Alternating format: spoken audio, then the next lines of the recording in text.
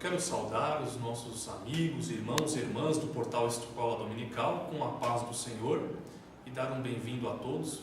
Estamos aqui na sede do Belenzinho das Assembleias de Deus, também do Ministério do Belém, realizando a abordagem do segundo trimestre de 2013.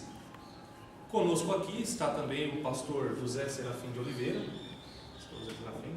Pois não, eu quero saudar nossos irmãos que estamos assistindo e externar a minha gratidão a Deus e a minha alegria por ter sido escolhido por Deus para um trabalho tão nobre. O próximo trimestre vai tratar de família, um assunto muito atual, e não podemos desprezar este assunto porque ele é de muita importância. Deus quer abençoar as famílias. O que as famílias precisam é entrar e aceitar o plano de Deus para serem abençoadas. Oxalá que esse trimestre cause uma revolução nas famílias e o seu nível espiritual possa crescer e possa melhorar. Em nome de Jesus. Amém. Também conosco o evangelista Caramuru Afonso Francisco. Seja bem-vindo, pastor. Eu cumprimento os irmãos com a gloriosa paz de nosso Senhor e Salvador Jesus Cristo. É um motivo de muita alegria estarmos aqui para mais uma abordagem desse trimestre, para que nós possamos ter os parâmetros, as linhas gerais do que o Senhor quer que nós ensinemos e aprendamos com a sua palavra no próximo trimestre da Escola Bíblica Dominical.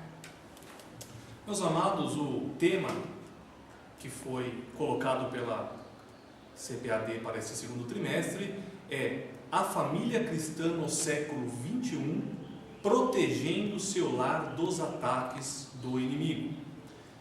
As divisões das 3 lições, meus amados, foram feitas da seguinte forma: lição 1, família, criação de Deus; lição 2, o casamento bíblico; lição 3, as bases do casamento cristão; lição de número 4, a família sob ataque; lição 5, conflitos na família; lição 6, a infidelidade conjugal; 7, o divórcio; lição 8, a educação cristã, responsabilidade dos pais; lição 9, a família e a sexualidade; lição 10, a necessidade e a urgência do culto doméstico; 11, a família e a escola dominical; lição 12, a família e a igreja; e lição 13, fechando o trimestre, eu e minha casa serviremos ao Senhor.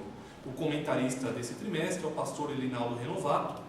Aqui os irmãos estão vendo também a capa da revista, né? Que o nosso pastor irá também comentá-los. Os irmãos não percam, né? Assistam, após assistirem também essa abordagem do trimestre, não percam também a introdução ao trimestre, que o portal Escola Dominical, por volta aí de 10 dias, mais ou menos, 15 dias antes da primeira lição, estaremos colocando tanto no YouTube como também no portal Escola Dominical. Mas primeiramente eu queria fazer uma pergunta ao nosso evangelista Caramuru. O tema desse trimestre é a família cristã no século XXI. Qual que é a importância, pastor, do estudo a respeito desse modelo bíblico da família para os nossos dias de hoje? Olha, é um assunto importantíssimo. Família, quando o portal Escola Dominical começou em 2001, havia sempre um clamor dos alunos, dos professores do portal, para que se tivesse um trimestre dedicado à família. Era algo assim que nós víamos em todos os recantos do país e de outros países também. Em 2004, no segundo trimestre de 2004, nós tivemos o tema da família. Na oportunidade, foi até o pastor Eliezer Lira quem comentou. Passados 9 anos, nós vemos a grande necessidade. O assunto de família, eu costumo participar de alguns encontros de casais, o pastor José Serafim também, algumas palestras sobre família. 90% dos problemas da igreja hoje são problemas familiares.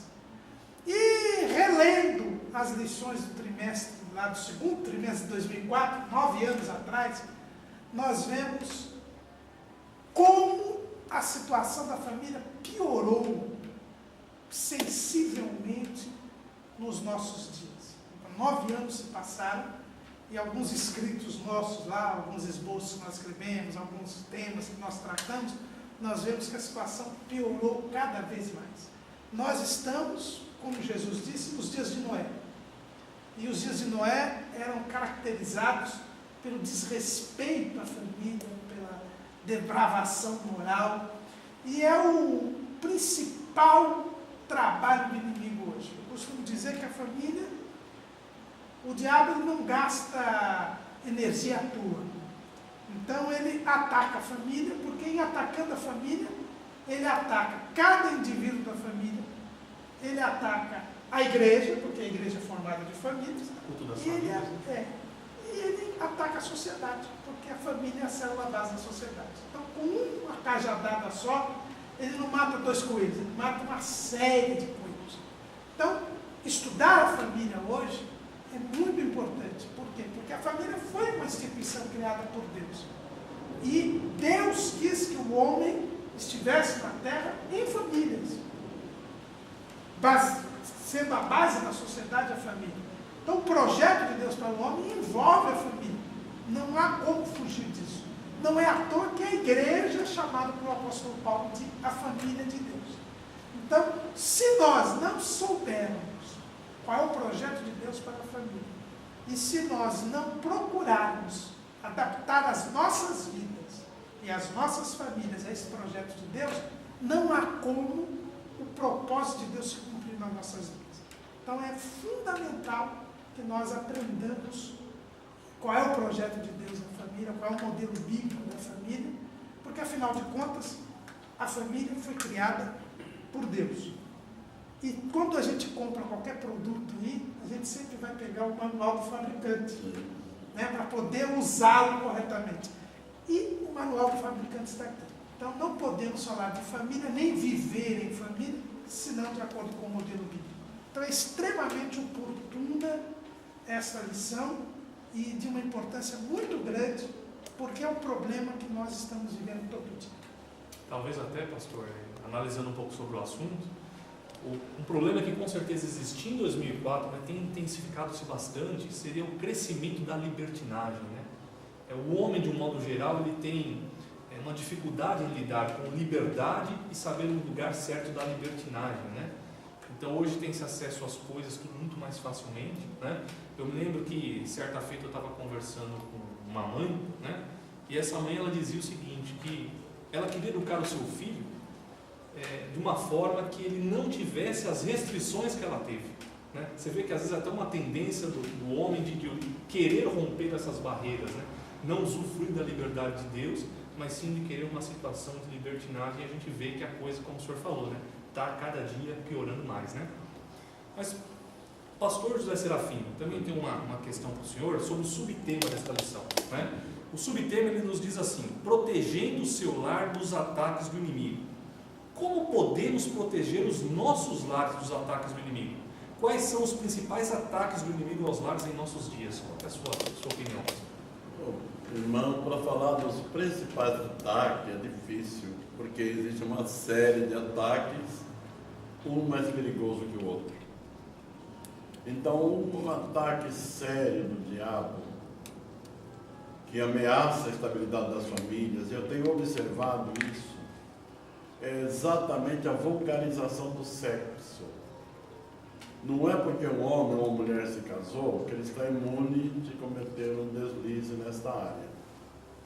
E não podemos negar que a mulher atual, ela não tem um pouquinho de inibição de expor o seu corpo como uma matéria de propaganda. Alguns anos atrás você viu o joelho de uma mulher. O joelho hoje não chama mais atenção. Já está vulgar demais. Já está muito acima do joelho. Um homem casado. Só para dizer. Pois não.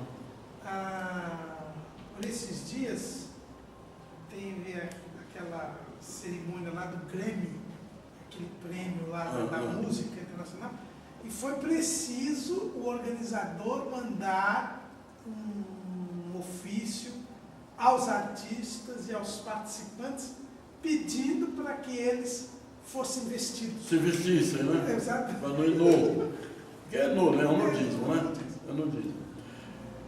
E como nós sabemos que o homem é atraído pela visão, e as mulheres nuas nas ruas, o homem olha para a mulher e vê aquele shortinho chamativo, roupa, o decote avançado, e quando é uma roupa comprida, ela acompanha as marcas do corpo. Se um homem olhar e fixar os olhos, ele é tentado, apesar de ser casado, de ter a sua esposa, ele é tentado. Ele é tentado. Então esse é um ataque sério do diabo. E o que mais me preocupa é que até dentro da igreja.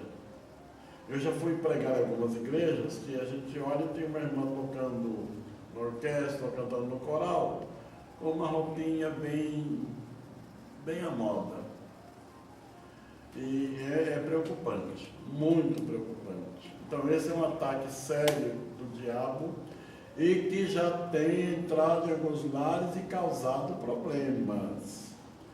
E o outro problema é a mulher hoje disputando com o homem. A mulher não foi feita para disputar, para degladiar com o homem, foi feita para se amarem, para se entenderem, mas há uma disputa. Quem é mais prestigiado no mercado, quem ganha melhor, quem é melhor colocado, e vem aquele espírito de superioridade porque sente uma independência econômica, e muitas vezes o marido, desgastado com isso, não dá devida atenção à mulher, e aí fora está cheio de gente esperta que sabe dar atenção, sabe falar carinhosamente. Então a mulher que é movida pelas palavras, pelos toques, também corre um seríssimo risco de trazer a infelicidade para o lar. Esse é um problema muito sério e que é necessário tomar um cuidado muito grande, porque há um risco muito sério do diabo entrar por aí e destruir completamente o lar. Essa é uma arma poderosa, que se explodir, o lar está detonado. Mulher para um lado, marido para o outro e os filhos abandonados. Então crescem aí crianças sem o apoio do pai, da mãe.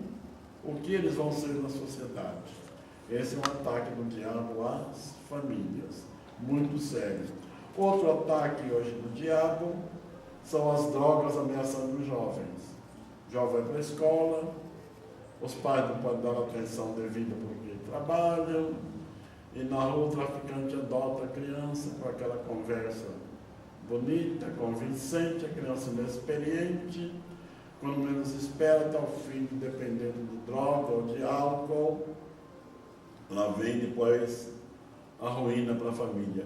Como é triste, uma criança que foi apresentada no púlpito, orado por ela, de repente está nas drogas e às vezes enveredando pelo caminho do crime, quando devia se enveredar pelo caminho de servir a Deus, de ser um servo de Deus. Esse é um ataque perigoso também, que o diabo não está perdendo tempo e exige de nós uma atenção especial com as nossas crianças. Outro problema sério, irmão, é a antecipação do casamento. No mundo isso virou comum. No tempo que eu era jovem, quando falava namorando, era namorando, eu nem pegava na mão, né?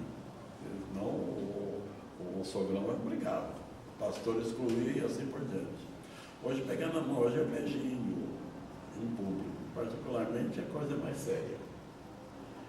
E dentro da igreja, quantas moças e quantos rapazes que se contaminam e sobem no altar do Senhor já contaminado, depois a vida não vai bem porque pecaram e não se consertaram com Deus e a bênção de Deus não se faz presente.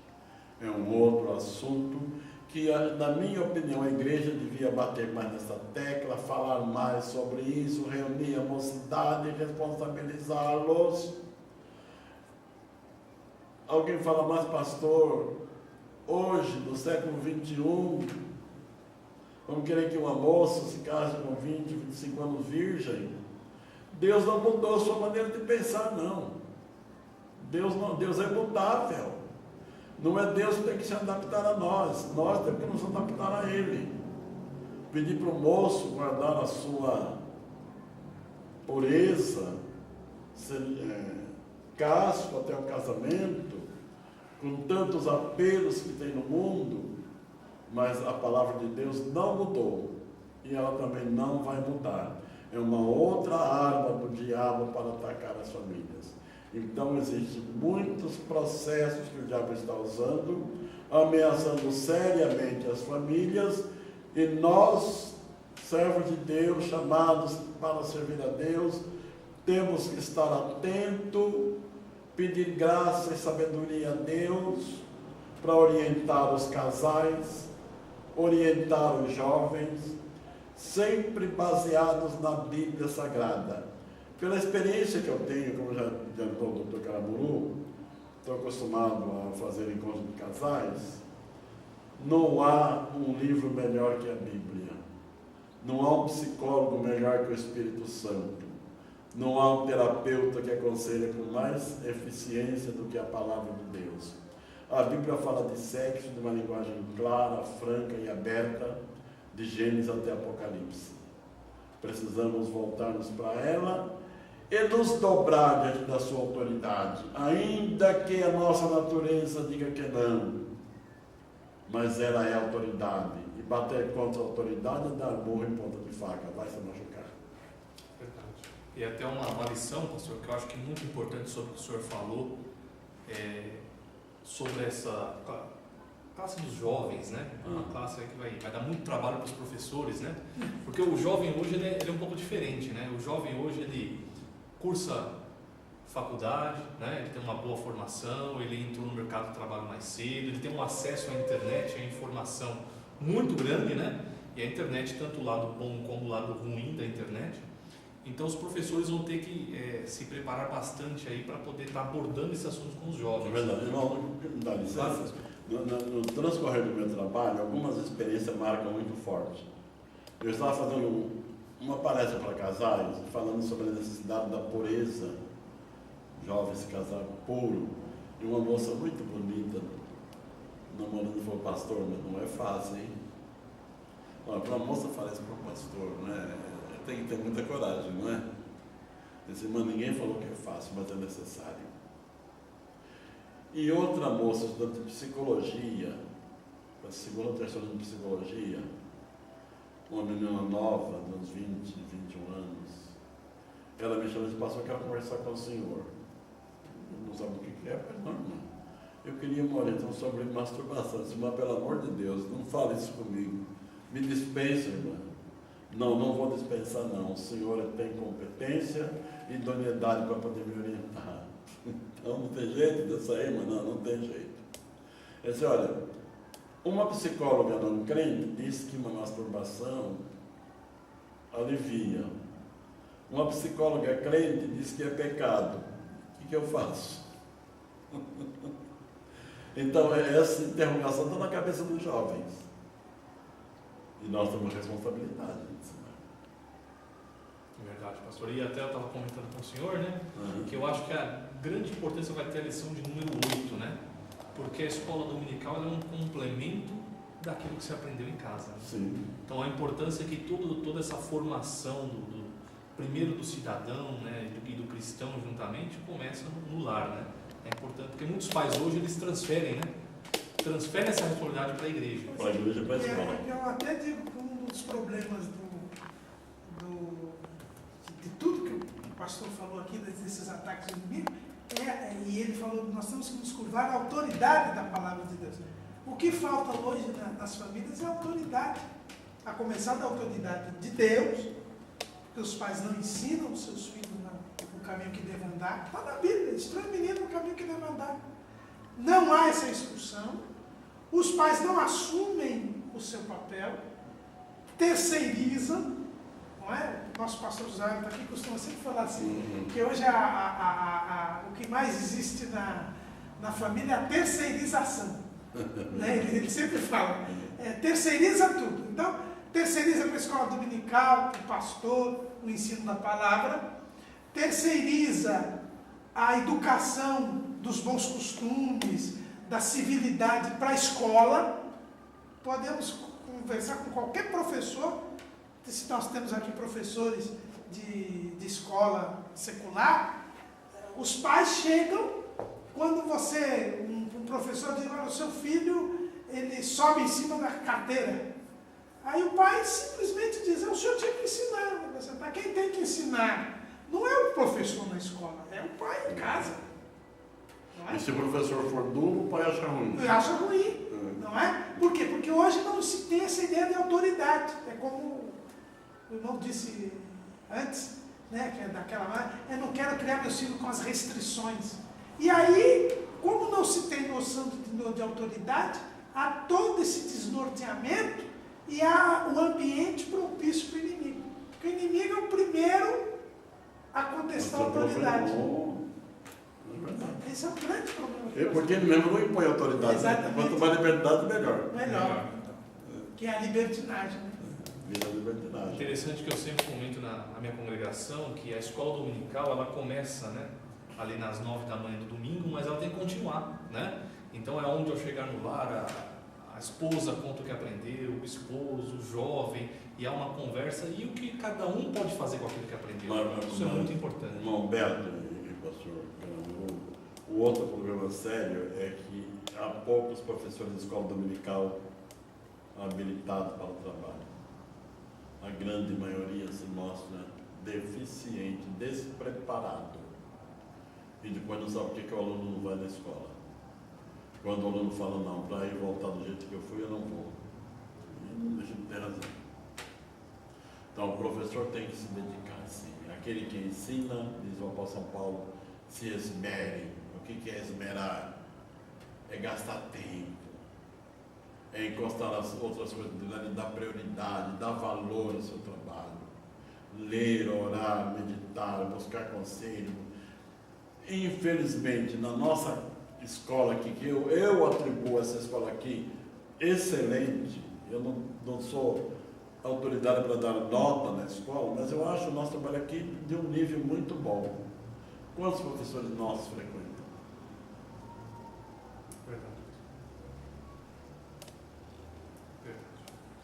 Mas queremos em Deus que esse trimestre vai ser de grande proveito para muitos, né? Até porque tem professores que nem mesmo são casados, né?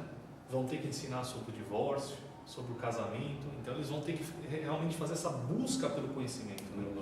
Porque na verdade ele está influenciando pessoas, né? A gente sempre na escola dominical a gente cai nesse ponto porque o que se ensina na escola dominical vai influenciar a vida das pessoas. Claro. E a influência tem que ser para o bem, né? Isso começa desde a vida do professor. Eu acho que esse trimestre ele vai começar antes na vida e na casa, no lar, na família do professor. Porque ali vão começar a preparação para ele transmitir a mensagem de Deus e para isso a aula primeiro fala com ele, né? Primeiro fala no seu próprio lar. Pastor Caramuru, o modelo bíblico da família, perdão, pastor Serafim, né? É verdade. Pastor José Serafim, o modelo bíblico da família exige o casamento como um elemento fundante, né? Quais as principais características do casamento segundo a palavra de Deus? É um assunto importante, difícil de ser olhado. Hoje já sabe, se dizem, me parece que é verdade, que existe mais mulher do que homem.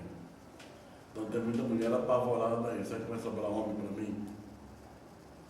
E por causa desse medo que aparece na garra de unhas e dentes, depois não dá certo, fala que Deus não abençoou. O modelo bíblico é buscar a direção de Deus. Eu vinha pensando nisso no meu trajeto de casa para cá. Há 2 passos importantíssimos na vida de toda pessoa. O passo mais importante é quando ele se entrega para Jesus e acerta o seu relacionamento com Deus. Esse é o mais importante. O segundo mais importante é o casamento.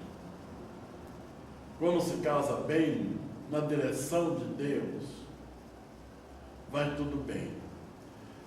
Eu até me permita, irmão, uma experiência que eu tive. Eu fazia um cursinho de teologia, esse cursinho assim rápido, né? Teologia. E a gente estudando, a gente vai ficando amigo de todo mundo, né? Vai se conhecendo, aquele coleguismo e tal. E eu cheguei um dia um pouco mais cedo e tinha duas jovens conversando. E uma dizia para a outra: tem um moço da minha igreja que gosta de mim, quer se casar comigo. É um obreiro, uma família dele, uma família decente. Mas eu não sei se eu gosto dele. Tem outro que eu acho mais bonitinho. E eu estou numa dúvida, não sei o que fazer. Como ela era minha colega, eu tomei liberdade. Falei: irmã, a Bíblia tem para você uma resposta. A Bíblia tem resposta para isso? Eu tenho, irmã, a Bíblia tem uma resposta. E onde está essa resposta, irmã? Está no capítulo 13 de 1 Samuel, dos versos 1 a 18. Aí bateu o sinal, entramos na aula, não deu para conversar. No dia seguinte, ela já quase amanheceu na porta da escola para falar comigo, né? Olha, irmã, eu li e não encontrei resposta nenhuma, não. Então a irmã não leu direito. Se a irmã ler direito, a irmã vai encontrar a resposta. Porque qual é a história que está lá? Amnon ama Tamar e comete um incesto. O texto bíblico diz que Amnon amou a Tamar, amou a ponto de ficar doente, estava emagrecendo. Suponho que ele diminuiu a alimentação, dormia menos, pensando na meia irmã dele, o que a lei não permitia esse casamento. Mas ele estava apaixonado por ela. Aconselhado por um primo seu ímpio, montaram uma estratagema e ele trouxe a moça para o seu quarto. E me parece que a primeira prática de estupro que temos na Bíblia, não é? Ele estuprou a Tamar. Terminado o estupro, o texto diz: ele foi maior o ódio com que ele odiou do que o amor com que amou. E quando ela pediu misericórdia, ele mandou que a expulsasse do quarto e ela saiu chorando, gritando, humilhada. O que significa isso? Que muitas vezes uma moça ou um rapaz se casa apenas por uma atração física. O rapaz olha para a moça, não olha para as qualidades dela, olha para o corpo. Ah, essa é o meu sonho. É com essa que eu vou me casar. Eu não quero saber de outra coisa. O corpo dela é bonito, é atrativo, é essa. Depois de uma decepção, como era só isso, o casamento acaba às vezes na primeira noite. E a mesma coisa a moça em relação ao rapaz. Olha, fala: esse é o meu galã, é com esse que eu vou. Sofre uma decepção, o casamento acaba às vezes na lua de mel. Pois bem, é importante a atração física? É importante, mas não a mais importante. Ela não deve ocupar o primeiro lugar. Ela deve fazer parte de alguns predicados, mas a primeira coisa é ver a qualidade moral da pessoa, ver a sua espiritualidade, até mesmo ver a sua família bem estruturada. E especialmente orar, porque Deus conhece o que vai acontecer conosco amanhã. E se nós orarmos, é no livro de uma possível queda. Então, moças que estão me ouvindo, ou que irão nos ouvir, não é pelo fato de um rapaz estar na igreja, dele ter atividade na igreja, às vezes cantar no coral, tocar na orquestra, até mesmo ser obreiro. Isso não é o todo, não. Busque a direção de Deus. Quando Deus dirige, vai bem. E quando nossa carne dirige, é fracasso. Esse é o modelo bíblico de casamento. Às vezes eu percebo, pastor, que por falta de orientação, os jovens eles não observam aquele momento de onde se conhece a outra pessoa, né? Porque nós, como seres humanos, cada um temos as nossas características, sim, que claro, compõem o nosso caráter. Claro. E claro que Deus ele tem o poder para mudar tudo, mas o período da pessoa mudar é o período da se conhecendo. Aí muitos jovens pensam: não, mas eu vou pensar lá na frente, ou ela vai mudar, ou ele vai mudar lá na frente. E não muda, né? E isso muitas vezes é um sinal de Deus que aquela pessoa não é a pessoa ideal para você se casar. Mas, irmão, eu, me permita dizer, eu já escrevi um livro, está no computador, não publiquei ainda. E é um assunto que eu bati bastante na tecla. o início da vida a dois, os primeiros dias é maravilhoso, né? Jura de amor, de eterno amor, os beijinhos, carícias, aqueles dias, lembrando dos amigos, da festa, dos presentes, das flores, é dia de romance. Mas a vida não é sempre assim, não. Ela é intercalada. Vem os momentos difíceis. Aí qual é o primeiro problema que surge na vida de um casal? A moça quer trazer para a casa dela os costumes da mãe. Não, minha mãe fazia assim. Mas o rapaz quer trazer para a casa dele os costumes da mãe dele. Não, mas a minha mãe já fazia de outro jeito. A minha mãe está certa, não, a tua está errada. Já começa o primeiro desentendimento no lar. Então eu aconselhei o seguinte no livro: nenhum nem outro é um novo lar. Entre vocês dois num acordo, esqueça o pai e a mãe, porque a Bíblia manda deixar pai e mãe e constituir um novo lar. E criar as características próprias do seu lar, sem trazer tradições de A ou de B. Esse às vezes já cria um problema entre o casal. Se o casal for inteligente, já supera essa situação. E já é uma cultura diferente, né, pastor? Cada um traz a sua cultura do seu Exato, lado. o outro é. É outro Eu lado. lembro do meu pai. Meu pai não comia feijão de jeito nenhum quando era solteiro. Depois, minha afinada mãe, às vezes, quando fazia uma comida sem feijão, ele reclamava. Aí às vezes ela falava, mas agora mudou, né? Eu estava fazendo encontro de casais e uma senhora já de idade me pediu para fazer uma pergunta. Pois não, irmão. Pastor, meu filho se casou. Trabalha ele e a mulher, os dois trabalham. E chegam tarde, assim, no fim do dia chegam em casa. Eu fui fazer uma visita para eles no fim do dia. Quando eu cheguei lá, ele estava lavando as meias dele e a calcinha dela. O senhor acha que está certo? Minha mãe, acho melhor lavar, porque fica sujo. O que o senhor acha? Mas é ele que tem que lavar, qualquer um. O problema deles. O importante é lavar. O problema deles. Mas na minha casa não é assim, mas na deles é, irmão. Não deixa. Ele está feliz lavando a calcinha dela, deixa ele lavar. Ora. Mas é às vezes a influência, né, do sogro, da sogra, do papai, da mamãe, cola o cordão umbilical. Cola. Seja amigo, ame, continue honrando seu pai e sua mãe, mas não deixa de interferir na vida da família. Importante, né? Porque é o que a Bíblia fala, deixar é deixar.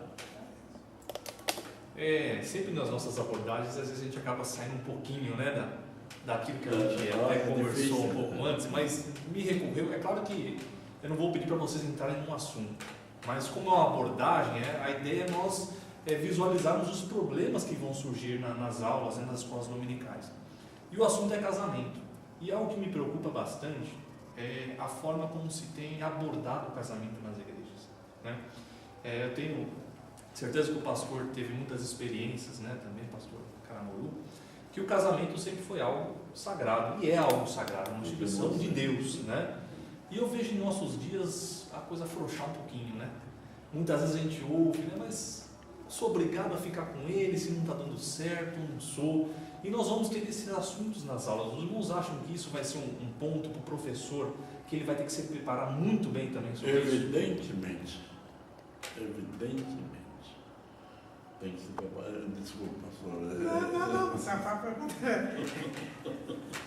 é Hebreus, venerado seja entre vós o matrimônio e o leito sem mácula. A única vez que a Bíblia fala de venerar alguma coisa é o casamento. A gente fala muito dessa questão de veneração quando fala do católico romano, né? Que eles dizem que eles veneram as imagens dos santos, né? E a gente vê o que eles fazem com os santos. Né? Veneram mesmo. E eles veneram mesmo. Então, é assim que nós temos que agir com o casamento. A Bíblia diz, venerado. Ou seja, Jesus escolheu um casamento para fazer o primeiro milagre. Iniciar seu ministério. Não é? Jesus não dispensou o casamento no lar onde ele ia nascer. Não dispensou. Deus fez lá, José queria fugir, não, você vai casar com Maria. Então isso mostra Jesus Jesus não, mas o apóstolo Paulo mostra que o casamento é o símbolo da união entre Deus, entre Cristo e a igreja. Então, quer dizer, a figura da nossa comunhão com Deus é o casamento. Então, isso mostra toda a carga de responsabilidade, todo o caráter sagrado que a Bíblia dá ao casamento. Né? Então, não há como... Infelizmente, nós hoje temos a mentalidade mundana, quer dizer, a mentalidade mundana reduz o casamento a um simples contrato. Isso até na área jurídica, a gente vê bem isso. A definição clássica de casamento, que foi feita por um pagão, um jurista chamado Modestino, em Roma, que viveu por volta dos anos 200. Roma ainda não tinha se convertido, não tinha padecido Constantino. Esse jurista, ele deu a definição de casamento, que é a definição clássica de casamento, um pagão. Ele dizia assim: casamento é a comunhão divina e humana entre um homem e uma mulher. Bela definição. Linda definição. Quer dizer, os pagãos já entendiam que o casamento tinha um aspecto divino. Apesar dos vários deuses que eles tinham, eles diziam que o casamento é algo mais do que um simples contrato. Hoje em dia, os juristas dizem: não, o casamento é um contrato, tem o contrato mais solene que tem no direito, mas é apenas um contrato. Mas nós nunca podemos dizer isso. E, infelizmente, a mentalidade do mundo hoje é nesse sentido, é um contrato.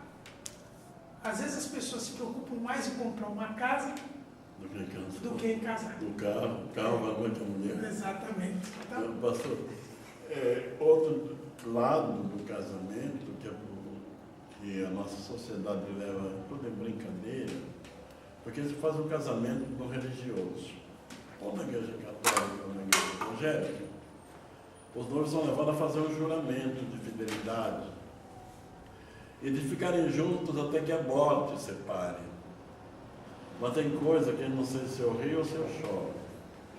Eu conheci moças que foram para o altar já tomando anticoncepcional há 2 ou 3 meses antes do casamento.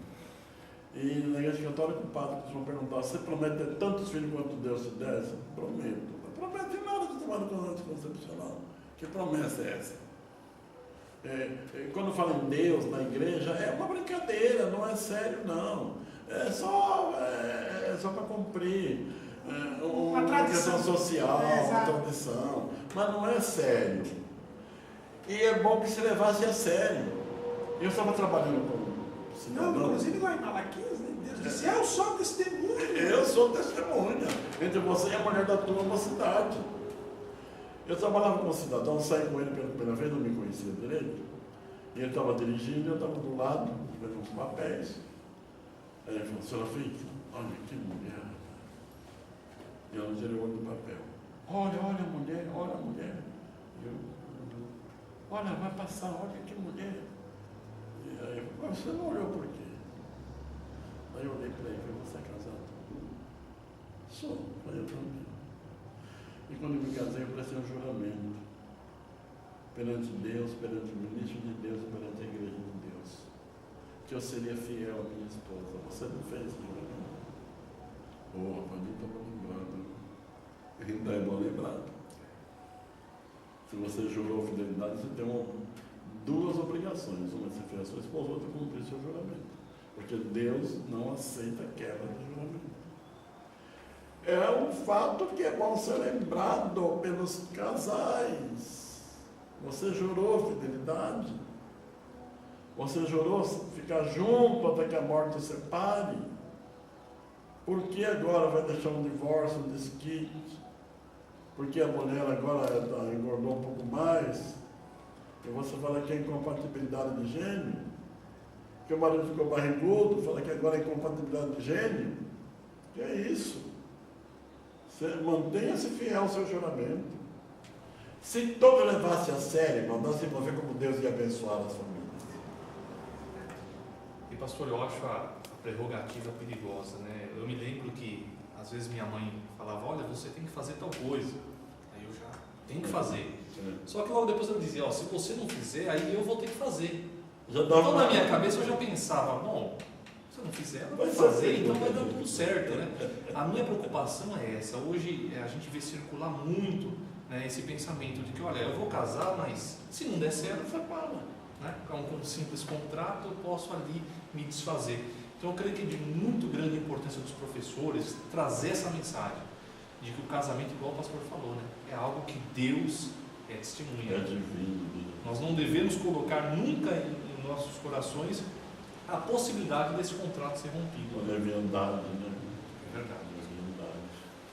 Esse pastor Caramuru, o lar é um ambiente de adoração a Deus, né? O que nós precisamos fazer em nossos lares? É uma questão muito importante, hein? Porque muitos não têm aí, às vezes, a ideia do que fazer para mudar a situação. O que precisamos fazer em nossos lares para que isso se torne uma realidade em nossas famílias? Pois é, quando Deus criou a família, criou para ser um lugar onde se manifestaria a comunhão entre Deus e os homens. Por isso que a Bíblia diz, macho e fêmea os criou. Então, a família é esse lugar. Por isso que o inimigo luta tanto contra a família. Porque é um lugar propício onde Deus tem plena comunhão com o homem. No Jardim do Éden, a gente fala muito do Jardim do Éden, mas o Jardim do Éden era só o cenário dessa comunhão que se dava na família de Deus. Eu gosto muito daquele versículo lá de Eclesiastes que fala que o cordão de 3 dobras não quebra tão depressa. São os 3 dobras. É Deus, marido e mulher. É 3 dobras. Bem colocado. Então, a família tem que ser esse ambiente. Agora, o que a gente precisa fazer para que a família seja esse ambiente? O que Deus fez? Deus criou a família. Criou o marido, criou a mulher. Então, como disse o pastor José Serafim, a gente primeiro precisa casar na direção de Deus. Para que, nessa direção de Deus, se forme este lar. E convidar Deus para estar conosco. Então, o que acontece? Quando nós vamos... Hoje se fala muito na questão da comunicação, precisa comunhão entre marido e mulher, exige a comunicação. Mas a comunicação tem que ser com Deus também. Eu vejo que a família foi uma resposta que Deus deu a um problema que Adão nem tinha imaginado. Que Adão não sabia que estava só. Ele descobriu que estava só depois que Deus disse, põe nome nos animais. Mas antes de Deus falar para ele pôr nome nos animais, Deus disse, não é bom que o homem esteja só. Então, Deus já sabia o problema que Adão não sabia. E quando Adão notou o problema, Deus então lhe deu um sono e resolveu o problema. Então, na família, primeira coisa, para que ela seja um ambiente de adoração a Deus, nós temos de, marido e mulher, quando formarem o lar, buscar a Deus, ter uma vida de oração, uma vida de busca da presença de Deus, para que Deus dirija. Hoje há muita, principalmente o feminismo hoje, né, que gosta quando a Bíblia fala que o marido é a cabeça da mulher. Isso não é demérito nenhum para a mulher. Pelo contrário. Pelo contrário. Porque a Bíblia não manda o marido pisar na mulher, senão diria que o marido é o pé da mulher. Não dá para a gente pisar com a cabeça. O marido tem que pensar. Mas a Bíblia diz que Cristo é a cabeça do varão. Então, nós temos de ter, primeiramente, todo um planejamento feito pelo homem, que ele é feito pelo homem, com o temperamento da sensibilidade da mulher, mas sempre na direção de Deus. Então, esse é o primeiro ponto. O segundo ponto, se a família é um ambiente de adoração a Deus, nós temos de ter o culto a Deus em casa, o ensino da palavra, a oração, o culto doméstico. Nós teremos uma lição falando sobre o culto doméstico. Hoje, infelizmente, o que nós temos? A família, cada um busca o seu projeto, ninguém pergunta a Deus qual é a vontade de Deus, vêm os filhos, e eles não são instruídos na palavra de Deus. Deus para eles é um desconhecido. Foi o que aconteceu lá em Israel, depois da geração da conquista, depois da geração de Josué. Aqueles homens conquistaram, homens e mulheres conquistaram a terra de Canaã, mas não ensinaram a palavra de Deus para os seus filhos. Deus era um ilustre desconhecido. E o que acontece hoje? Hoje não há culto doméstico, hoje não há oração, não há ensino da palavra em casa. E como é que nós vamos ter um ambiente de adoração?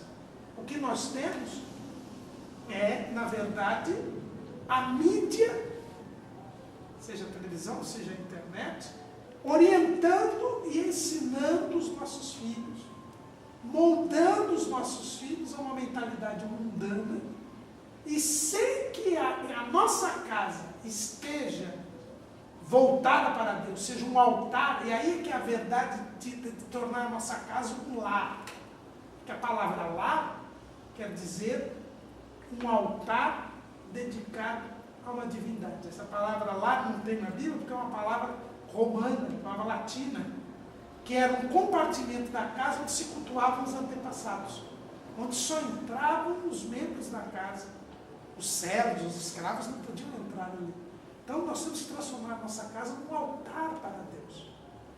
Se Deus for buscar, se Deus for ouvir, se Deus dirigir o lar, se nós ensinarmos aos nossos filhos quem é Deus, buscarmos a presença de Deus, se nós ensinarmos a palavra, nós teremos um ambiente de adoração no nosso lar. E aí a família, ela será um altar a Deus, ela transferirá à igreja essa devoção, essa comunhão com Deus, e aí a sociedade também será atingida por essa comunhão com Deus.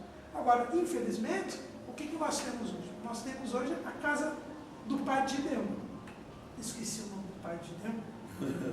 Aqui em Juízes 6, diz o nome do pai de Gideão, era Joás. Joás, quando Deus escolheu Gideão para ele libertar o povo, para ser o juiz, Deus disse, a primeira coisa que você vai fazer é destruir o altar de Baal na casa do teu pai. Você não pode libertar Israel se a sua casa tiver um altar para Baal. Como o pai dele estava vivo naquele tempo, na sociedade patriarcal, ele devia obediência ao seu pai. Então, não há como nós podemos ser usados nas mãos de Deus, podemos evangelizar, podemos transformar a sociedade se a nossa casa não estiver em ordem. Então nós temos que destruir o altar de Baal. Então, o que nós temos que fazer? Nós temos que transformar a nossa casa num altar.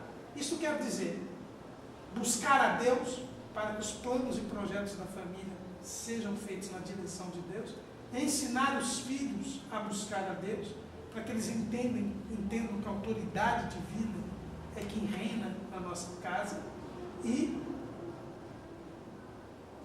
termos condição de instruir os nossos filhos na doutrina. Aí sim, a nossa casa, abolindo os altares de Baal, abolindo as verdades e as doutrinas trazidas pelo mundo para dentro da nossa casa, aí sim nós teremos condição de termos famílias sadias, de termos igrejas sadias, a igreja de recuperar famílias, e nós podemos transformar a sociedade. Irmão, me permite? Um pouco de romance, de poesia aí. Jesus transformou água em vinho. A briga começa antes de acabar a festa. Quem era o responsável para comprar vinho? Se fosse o pai da noiva, ele disse, não, teu pai é o responsável, comprou pouco vinho. Se fosse ele o responsável, você nem para prestar, nem para comprar vinho presta. Ele começava a briga. A sorte que Jesus estava lá. E recorreram a Jesus. E ele transformou a água em vinho. Quantos casamentos que tudo virou água. Vinho é saboroso, dá alegria. A água não tem sabor. A água não, ela só se acende, mas não tem sabor. E quanto casamento que perdeu a graça. Está tudo virando água. É bom dizer aos nossos irmãos que estão sentindo que no seu casamento tudo virou água, vai a Jesus e diga, Senhor, transforma esta água em vinho. Nos dá a alegria do vinho e a doçura da uva. para recomeçar um casamento feliz. E se formos a Ele, Ele faz. Ele continua fazendo milagre, Ele não parou de fazer. E lembrando ainda, e quando for perguntar para a mãe de Jesus disse: fazei tudo quanto Ele nos disser. Ela não interferiu. E que Deus nos ajude mais esse trimestre, né? Que os professores também busquem, né, a direção de Deus, já começando desde já as suas orações. O portal Escola Dominical sempre prestando esse serviço, né, ao ensino da Palavra de Deus. Estaremos, querendo Deus, continuando disponibilizando as nossas pré-aulas, né, ali com o evangelista Caramuru. Também as aulas aqui aos sábados, às 7 horas da hora de Brasília. O pastor sempre comenta, né, nas suas pré-aulas que a aula é muito importante, porque aqui tem a interatividade, aqui os irmãos vão ter a ideia das perguntas que poderão surgir, né, nas suas aulas e de que forma elas vão ser tratadas, né, as respostas vão ser dadas. Então, oremos a Deus, irmãos, busquemos ao nosso Senhor para que nos ajude mais esse trimestre, que Deus abençoe a aula dos irmãos, agradecemos desde já a assiduidade, os comentários ali no YouTube, e que esse trimestre, que tem como tema a família cristã do século XXI, que o Senhor nos ajude, que nós aprendamos a como proteger o nosso lar dos ataques do inimigo. Fiquem na paz de Deus.